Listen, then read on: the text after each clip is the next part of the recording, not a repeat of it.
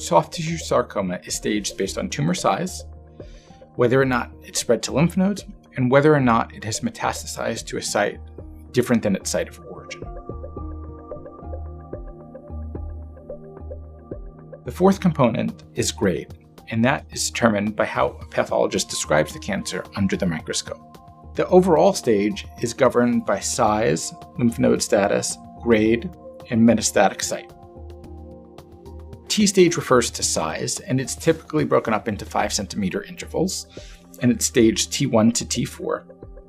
End stage refers to whether or not it spread to lymph nodes, and it either has or it hasn't, so it's N0 or N1, N1 meaning that it did. It either has metastasized to another site or it hasn't, so if it hasn't, it's N0. If it has, it's M1. And then the last component is grade.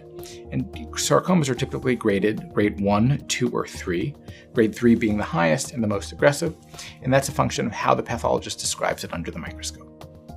So in general, we try to get all patients to surgery to have the mass excised.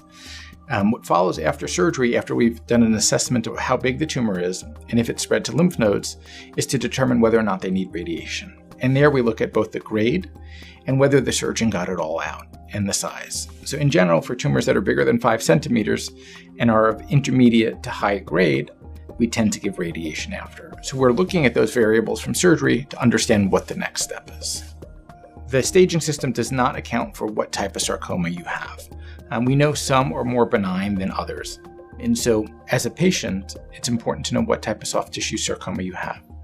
Because in the future, we may have targeted therapies for certain types of sarcoma, and they also may be monitored and treated slightly differently.